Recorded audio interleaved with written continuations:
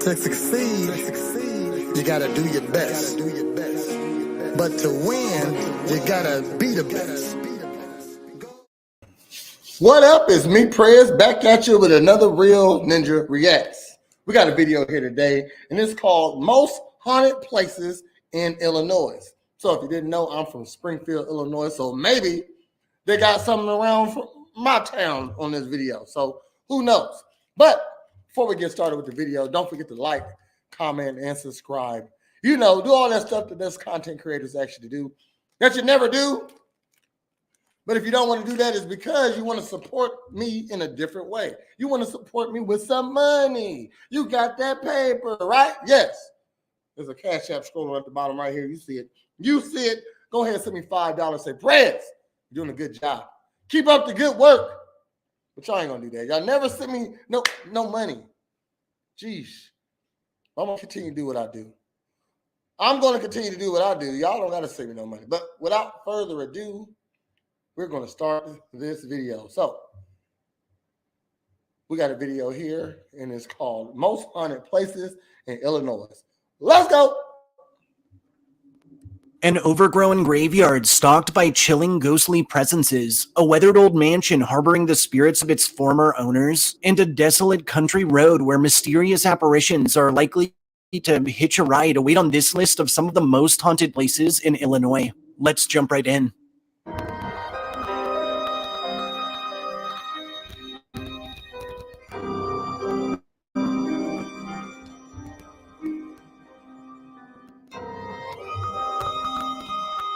The projects, that's pretty scary in Illinois. Hey guys, and thanks for tuning in for this journey through some Chicago. of the most haunted places in the prairie state of Illinois. Recognized for its intricate history, wildly famous sports teams, and some of the best deep world, the land of Lincoln boasts a much darker side, one wrought with classic ghost stories, spine-tingling urban legends, and age-old folklore. Are you sure you're ready to get started? Every place ain't called the land of Lincoln. It's only Springfield, sir. Okay, so our first haunt lands us in Illinois' largest city at the Chicago Water Tower. The Chicago Water Tower, which is located where else but Chicago, Illinois, is an iconic landmark that looms over the old Chicago Water Tower district that's recognized for its role in a brutal blaze that once swept through the city, and it's surrounded in a slew of ghost stories and classic local legends. Historically, this formidable water tower was first constructed in 1869 under architect William W. Boyington, and was designed to pull waters from Lake Michigan in tandem with the adjacent Chicago Avenue pumping station to both supply clean waters and also to aid in firefighting efforts while controlling water surges. While the tower itself was certainly something to behold, it would truly grow into prominence following the Great Chicago Fire of 1871, when it stood as the only public building within the central burn zone to survive the blaze. And to date, it's actually recognized as one of the few surviving structures that's surprisingly still standing. Notably and rather ironically, the tower did not survive unscathed, however, and during the fire, the roof of the tower would smash down on the pumps, stopping their flow of water while rendering fire hoses useless to contain the blaze. Following the fire, the water tower would become recognized as a symbol of old Chicago and its resiliency and recovery from such disasters. From 1913 to 1916, the site would welcome renovations which saw most of its limestone replaced. In 1918, the widening of Pine Street would allow the tower its own featured location. And in Where the fucking ghost at? 1978, a second renovation was held and would namely focus on remodeling the interior. More recently, in 2014, the small park hosting the tower would be named in honor of former Chicagoan Mayor Jane Byrne. The Chicago Water Tower remains a landmark to this day, and its setting is often utilized in events, photo shoots, and more. In consideration of its lengthy history, this stalwart tower has long been saturated in tales of supernatural activity and spectral encounters. And both inside of and around the site, visitors have reported disembodied bootsteps and shouts, extreme cold patches felt even through the heat of summer, and instances of objects sighted moving around on their own. Several informal investigations of the expanse have yielded orbs captured in photography, high So they're going to show some videos or some pictures? EMF levels and EVPs entailing what are believed to be the echoes from the fateful blaze that occurred so long ago, and several have detailed encounters with both shadowy figures and full-bodied apparitions clad in old-timey firefighting garb. Easily the most famous legend surrounding the Chicago Water Tower tells that during the fire, despite the encroaching danger, in an act of true self-sacrifice, one worker chose to stay behind in order to man the pumps, and when the fire got too close, he hanged himself to save from the pain of being burned to death. His spirit has been sighted desperately attending machinery that is no longer there, and That's a gangster. several have described sighting Straight gangster. a disturbing shadowy figure hanging within the column. Our second haunt takes us just northwest of Chicago to the famed Woodstock Opera House. The Woodstock Opera House, which is located in Woodstock, Illinois, is a famous and highly popular performing arts venue that, over its years, has played host to a number of famous acts and that's believed to accommodate the spirits of performers and patrons long since passed. Historically, in 1889, the building holding the Opera House was constructed to house a library, a council room, a justice court, a fire department, and a second-floor auditorium for the city of Woodstock. And just a year later, on September 4th of 1890, the Patty Rosa Company would provide an inaugural performance of Marjorie Daw. Over the years, the Opera House would come to be recognized as McHenry County's central venue for entertainment, such as vaudeville performances. Through the early 20th century, and as traveling circuits began waning, it would act as the Chicago area's first summer stock theater. And in 1934, it would host the Todd Theater Festival, which was a 6-week summer fest put on by the Todd School for Boys and organized by Orson Welles. In 1947, a group of local citizens would form the Woodstock Players, which would support students graduating from the Goodman School, and that included Paul Newman, Tom Bosley, Betsy Palmer, Geraldine Page, Shelley Berman, and Lois Nettleton. In 1968, the Town Square Players were established, and in 1975, the Woodstock Musical Theater Company was founded and would be hosted within the Opera House. More recently, in 2013, and during the site's 80th anniversary, it would dedicate its stage to Orson Welles and would hold the Todd Theater Festival. And in 2019, Theater 121 was established from a merger between freestanding organizations and continues to perform annually into the present. Aside from the renown and recognition the Woodstock Opera House has earned through its performances, this historic site is also widely considered one of the most haunted places in Illinois, and staff, performers, and patrons over its years have reported a slew of inexplicable phenomena, including disembodied footsteps and voices, the constant feeling that someone unseen is always lurking near, and instances in which phantom music or applause is heard from the auditorium when it's complete. This is just a video on famous places in Illinois that might be haunted. You got to show some pictures, some ghosts, some videos or something. But I'm already into it. Let's keep going. Completely empty. Several informal investigations of the site have yielded EMF levels, crystal clear EVPs, and orbs that are both captured in photography and visible to the naked eye, while others have described hearing old-timey music that emanates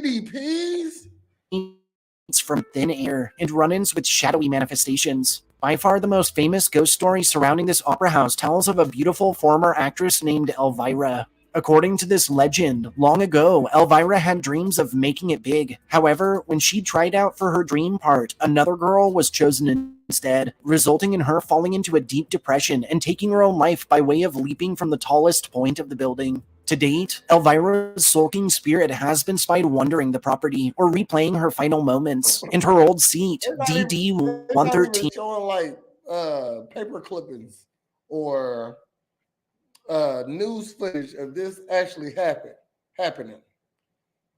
Fuck. God damn it. Let's go. Is always saved for her and has been known to fold and unfold by itself. Our third haunt has us straddling the Missouri-Illinois border at the McPike Mansion.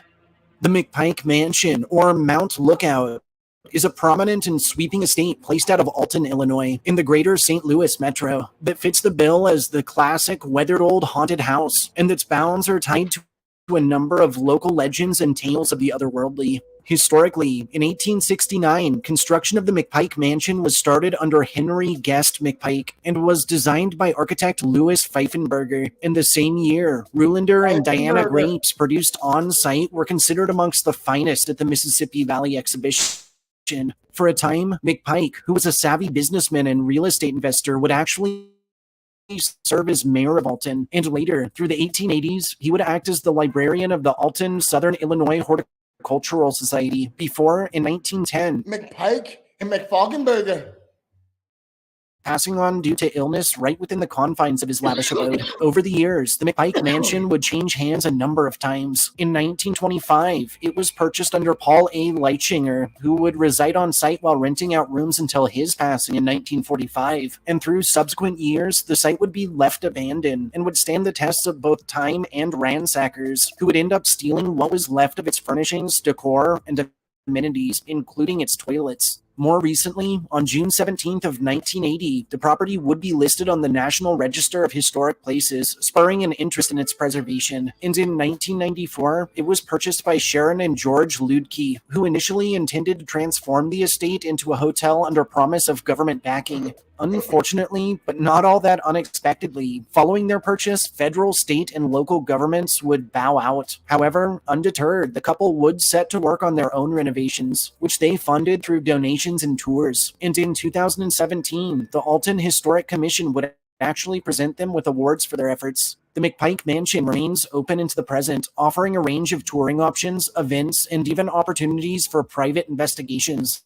Chillingly, this weathered old homestead has long been shrouded in tales of terrifying paranormal activity that have even warranted it several appearances on various high-profile Haunted Places series, and both staff and visitors to its bounds have reported disembodied footsteps heard from empty hallways, forms or faces that appear in reflective surfaces, extreme cold spots, and instances of doors opening and closing on their own. A handful of investigations have yielded high EMF levels, chilling EVPs, orbs captured in photography, and hits on both thermal grids and communicative devices. Alton isn't that far from where I'm at the moment in Springfield.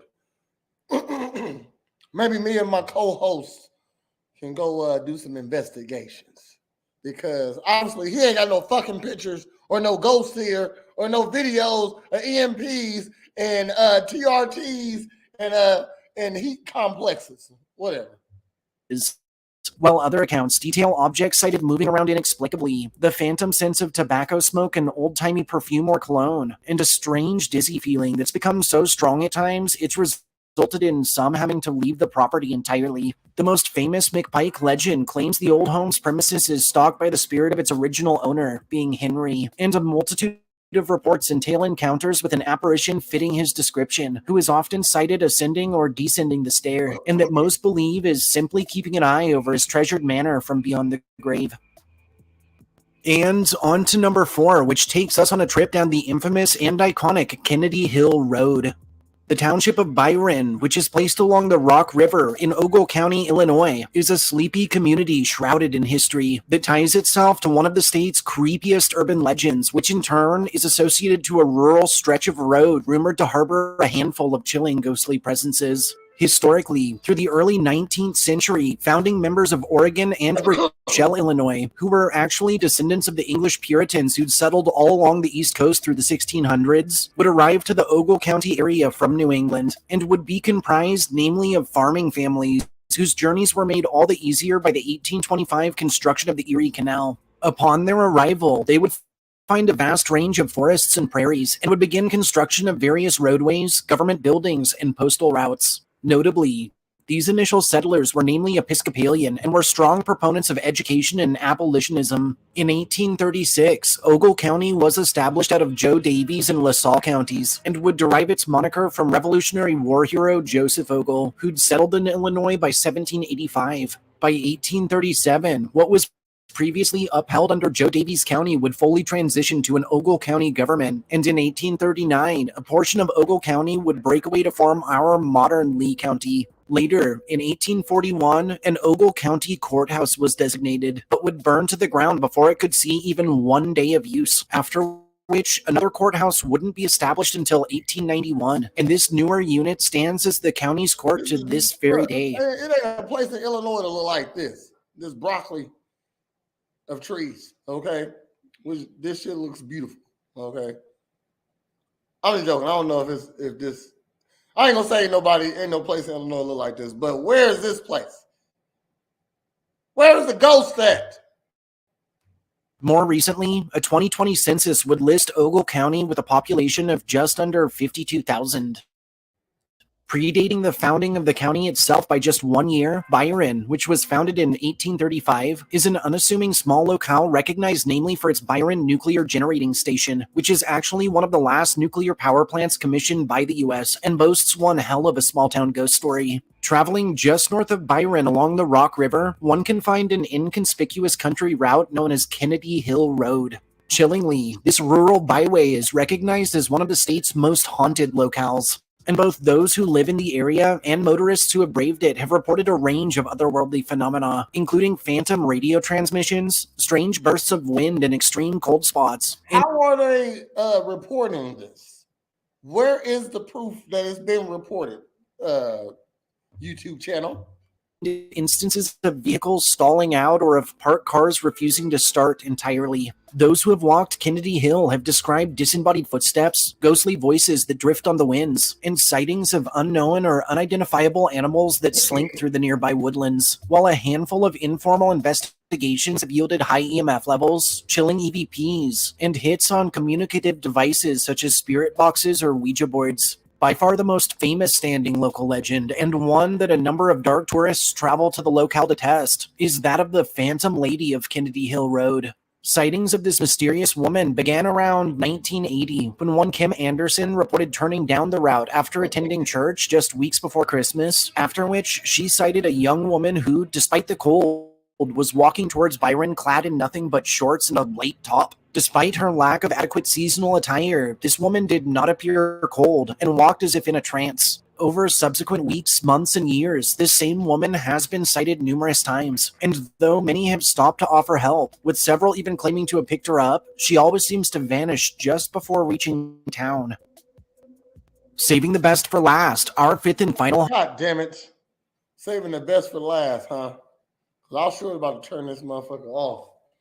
Because they're not showing no... They just got good, scary legends on here. I'm not going to down this video, but I'm not impressed. You don't got any pictures of no ghosts, no footage of ghosts being where you said they are, and that's frustrating for me right now. So, you know what?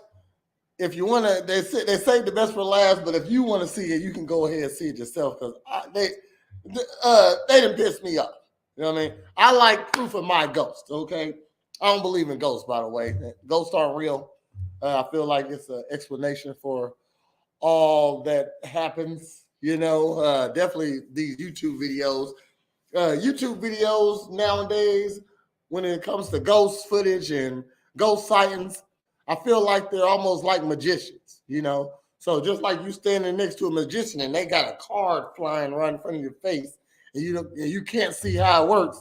I feel like this is the new magician's trick, to pretend that there are ghosts. So, but I'm done with you. Okay, so I'm gonna get up on out of here. Thanks for tuning in. Appreciate you for giving me a view. But don't forget to like, subscribe, comment, you know, do all that stuff that us content creators actually do that you never do. But if you like to donate, like to support other than the free ways, you can always send me little money here on Cash App. It's right there. Scrolling across the bottom of your screen. Send me $5, say prayers. You're doing a good job. Keep up the good work. All right? But you're not going to do that. You're not going to do that. Get that out of here. So, I appreciate you tuning in. Watch hours going up. Comments going up.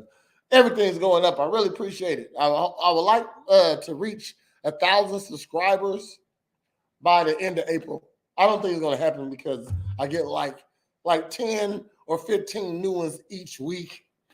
That's not enough, you know what I mean? So I'm just going to keep on putting out videos until you understand that I got a good page, all right? Check out my other podcasts. I got a couple of them. Just scroll down the page. Lots of good content, original content, except my reaction videos. I guess there's original content, though, because I'm reacting to it. I don't know. I'm just trying to do it for y'all. So, thanks for tuning in. Check you out next time. Holla back. Go. Give me the gold. want the goal. The goal is to be in first.